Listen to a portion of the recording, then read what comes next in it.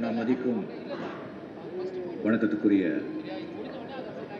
SP அவர்களே, இங்கே வருகை தந்திருக்கும் ஊடக நண்பர்களே, என்னை வாழ வைக்கும் தெய்வங்களான என்னுடைய ரசிக பொதுமக்கள் அனைவருக்கும் என்னுடைய அன்பான வணக்கம்.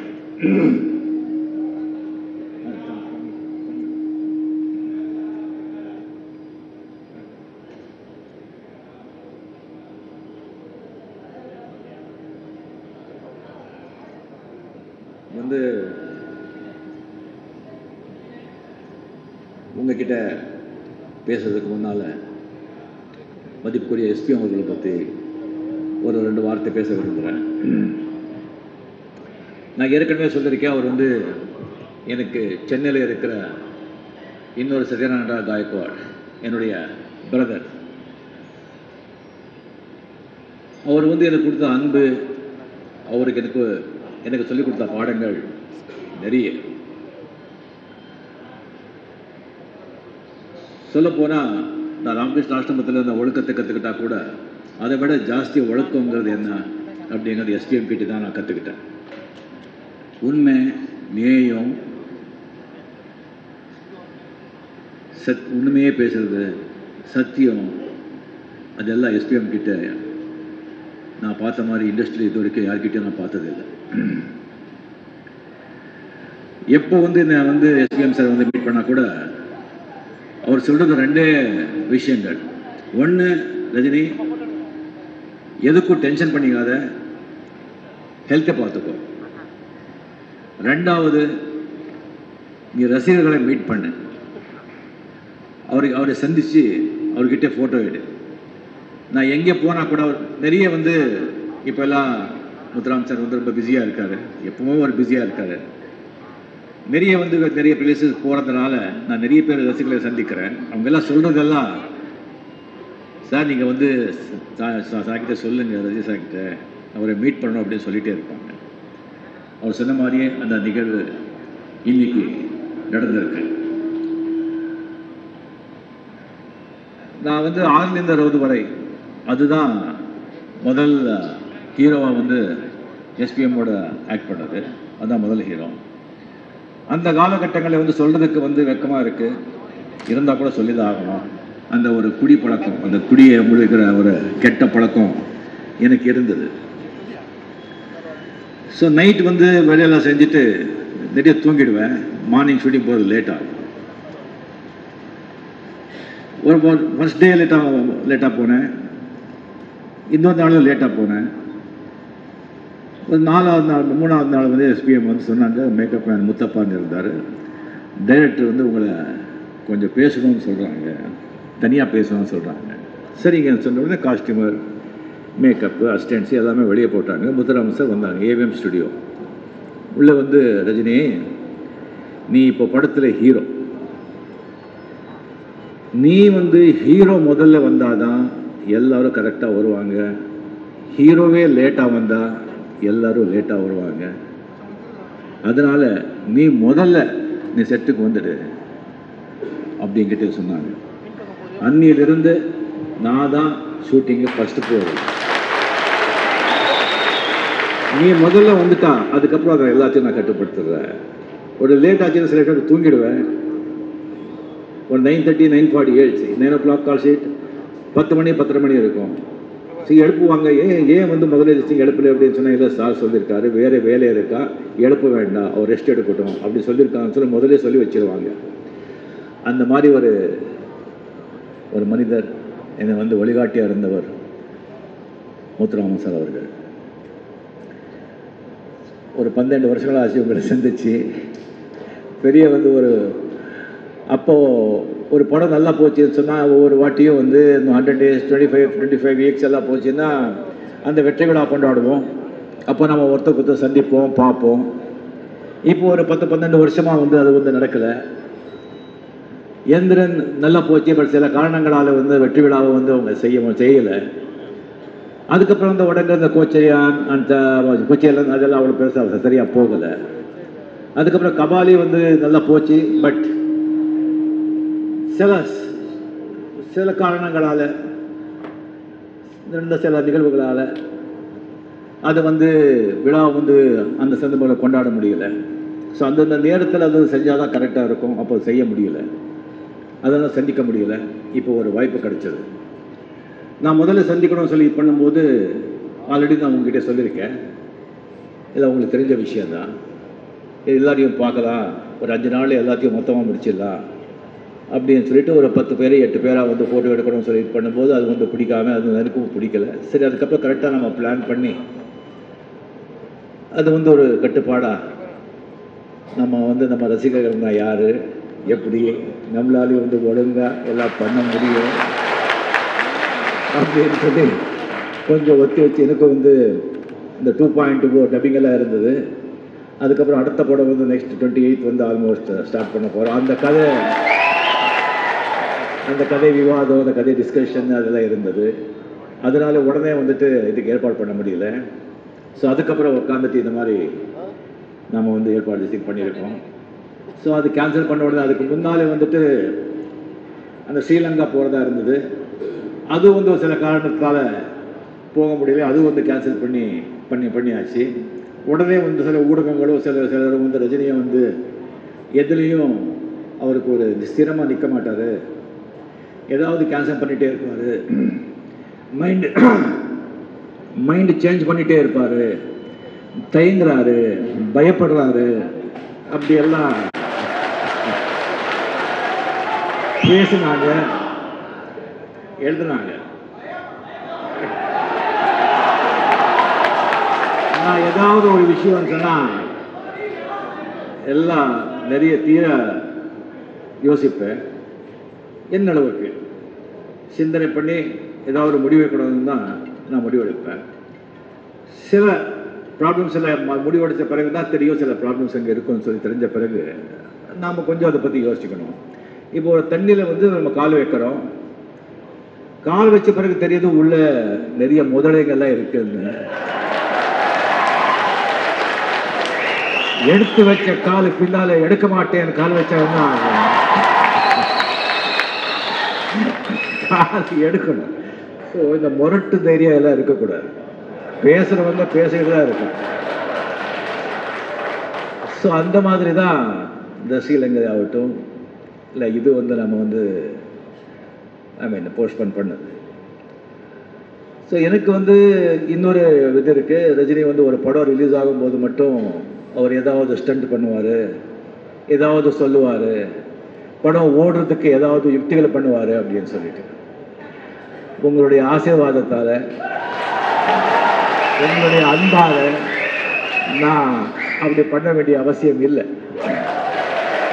ஏன்னா என்னுடைய ரசிகர்கள் அண்ட் தமிழ் மக்கள் இதுக்கெல்லாம் வந்து ஏமாற மாட்டாங்க. அவர் என்னமோ தெரியாது, ஏமாறுறதுல ஒன்று தான் ரொம்ப ஏமாறுறாங்க. அது இப்போ நான் சொல்ல விரும்பல.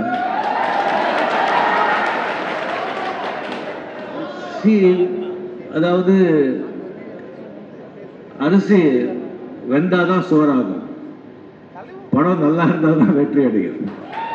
நீ என்ன தலைகளாக கொட்டிக்கன்னு அடித்தா கூட ஒன்றுமே செய்ய முடியாது. என்னுடைய முத்துராம சார் மாதிரி அண்ட் எல்லா பெரிய டைரக்டர்ஸுங்க, ப்ரொடியூசர்ஸுங்க நல்ல கதைங்க கொடுத்து, நல்ல திரைக்கதை அமைச்சு, நல்ல சாங்ஸுங்க பண்ணி, நல்ல கருத்துங்க சொல்லி, நல்ல படங்க கொடுத்துருக்கிறதுனால தான் நான் இப்போ கூட இங்கே நிற்கிறேன். ஸோ அந்த படங்களில் அந்த நினைவுகளோட நீங்கள் வந்து டெஃபினெட்லி ரஜினி வந்து ஏமாற்ற மாட்டார், நல்ல படம் கொடுப்பார் அப்படிங்கிற நம்பிக்கையில் தான் நீங்கள் வந்து படத்துக்கு நீங்கள் வருவீங்க. அதுவும் வந்து என்னால் முடிஞ்ச வரைக்கும் நான் அது செஞ்சிட்ருக்கேன். அண்ட் இன்னொன்று சொல்கிறாங்க, முக்கியமாக இந்த அரசியல் விஷயம் வரும்போது ரஜினி வந்து எதுவும் தயங்குவார், எதுவும் கடை சொல்ல மாட்டார். ஜஸ்ட் ஃபேன்ஸுங்களுக்கு வந்துட்டு அந்த படம் பார்க்கறதுக்காகவே வந்து ஃபேன்ஸுக்கு வந்து அப்படி வந்து அரசியல் மாயத்தை வந்து காட்டிட்டு அப்படின்னு சொல்கிறார். இது ஒரு 21 வருஷத்துக்கு முன்னால் ஒரு அரசியல் விபத்துன்னு சொல்லலாம். என்னுடைய மொழியில் ஒரு ஆக்சிடென்ட் நடந்தது. அந்த சம்பவத்தில் சில சூழ்நிலை காரணமாக நான் வந்து ஒரு கூட்டணிக்கு வந்து என்னுடைய ஆதரவு தெரிவிக்கிற ஒரு நிலைமை ஏற்பட்டுச்சு. அதுக்கு வந்து என்னை வாழ வைத்த தெய்வங்களான தமிழ் மக்களும் நான் ஆதரித்த அந்த கூட்டணிக்கு ஃபுல் சப்போர்ட் பண்ணி அது ஜெயிக்கவும் வச்சாங்க. அப்போதிருந்து என்னுடைய பேர் அரசியலில் வந்து அரசியல் வந்து அடிபட ஆரம்பிச்சிடுச்சு. என்னுடைய ரசிகர்கள்லையும் சில பேர் அரசியலில் ரொம்ப ஆர்வமாக ஈடுபட்டுட்டாங்க. இந்த 1986 அந்த டயத்தில் சில அரசியல்வாதிங்க அவங்கள பயன்படுத்திக்கிட்டாங்க, இவங்களும் அவங்கள பயன்படுத்திட்டாங்க. சில பேர் அதில் வந்து நிறைய பணம் கூட பார்த்துட்டாங்க. அந்த பூனை ருசி கண்ட மாதிரி அந்த ருசி அவங்களுக்கு தெரிஞ்சு போச்சு. அதை பார்த்த பிறகு அடுத்தடுத்த எலெக்ஷன் வரும்போது இவங்களும் அவங்கக்கிட்ட வந்து நாடுறது, அவங்க இவங்களை நாடுறது ஆதாயத்துக்காக. சில பேர் ஆதாயத்துக்காக நான் சப்போர்ட் பண்ணியிருக்கேன் அப்படின்னு சொல்லிட்டு அவங்க கிட்ட வந்து சொல்றது.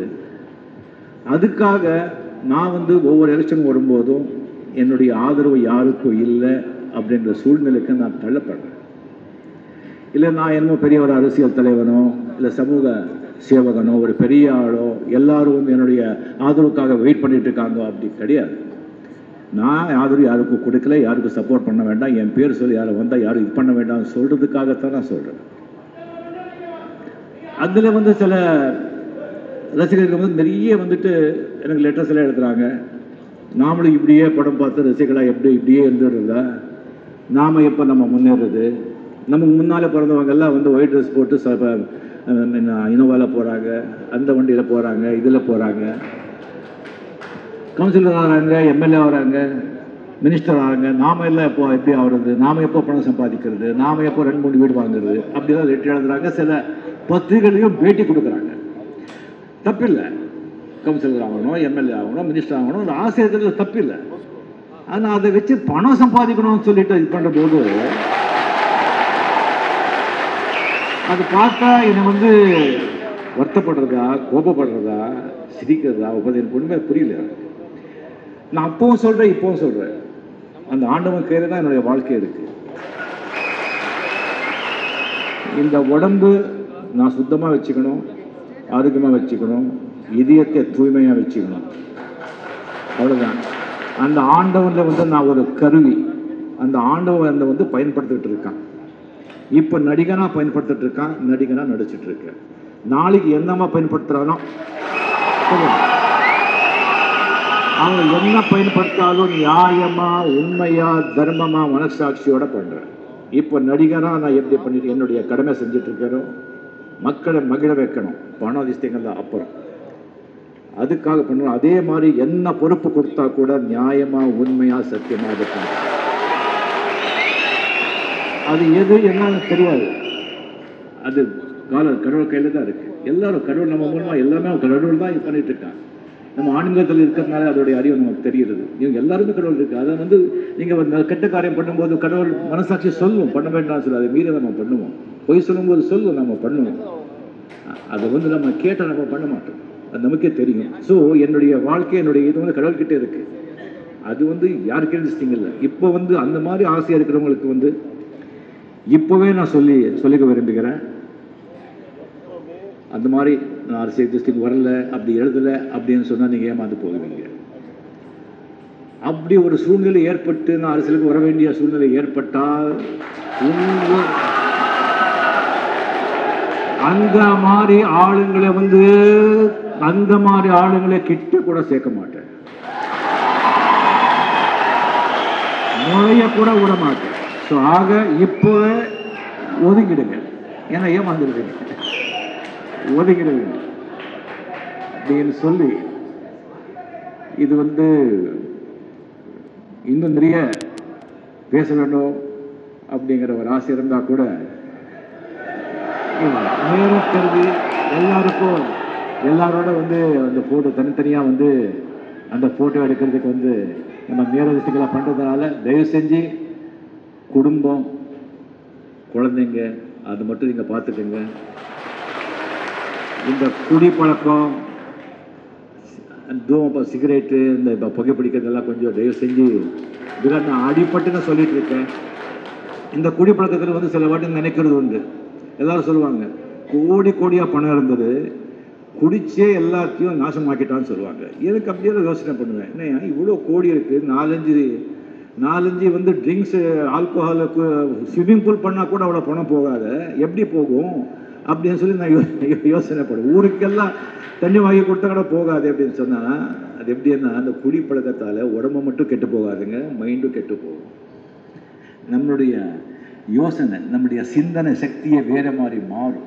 அப்படி மாறும்போது நம்ம எடுக்கிற முடிவுகளெல்லாம் தப்பாக போகும். அதனால் வாழ்க்கையை அழிஞ்சு போகும். அதனால தயவு செஞ்சு நீங்கள் குடிப்பழக்கத்தை இல்லாதவங்க வந்து தயவு செஞ்சு தொட வேண்டாம். இருக்கிறவங்க கம்ப்ளீட்டாக விட்டுடுங்க சொல்கிறதுக்கு நீங்கள் யோகியா சித்தரா கிடையாது. ஏதோ ஒரு சந்தர்ப்பத்தில் கொண்டாட்டத்தில் வீட்டோட வந்து அதை என்ஜாய் பண்ணுங்க, சந்தோஷமாக இருங்க. இப்போ எல்லாரையும் வந்து நின்றுக்கிட்டே சேர்ந்தே வந்து ஃபோட்டோ எடுக்கணும்னு ஆசை இருந்தால் கூட ரொம்ப நேரம் ஆகிறதுனால தப்பாக நினைக்கக்கூடாது. நான் உட்காடுறேன், நீங்கள் நின்றுட்டு நீங்கள் ஃபோட்டோ எடுங்க. நான் தயவு செஞ்சு இதில் வந்து நிறைய பேருக்கு வந்து எது செஞ்சாலும் ஏதாவது குறை இருக்கும், தப்புகள் இருக்கும். ஏதாவது இருந்தால் தயவு செஞ்சு அதை நீங்கள் வந்து பெரும் மனசு பண்ணி அதை ஏற்றுக்கிட்டு நீங்கள் அட்ஜஸ்ட் பண்ணிங்க. நிறைய பேர் வந்து ஃபோட்டோவும் எடுக்க முடியல அப்படின்னு சொல்லியிருக்காங்க. அவங்களுக்கெல்லாம் வந்து எல்லாம் நல்லபடியாக நடந்தால் வருங்காலத்தில் டெஃபினெட்லி அவங்க எல்லாம் சேர்ந்து மீட் பண்ணி நான் ஃபோட்டோவில் எடுக்கிறேன். நன்றி, வணக்கம்.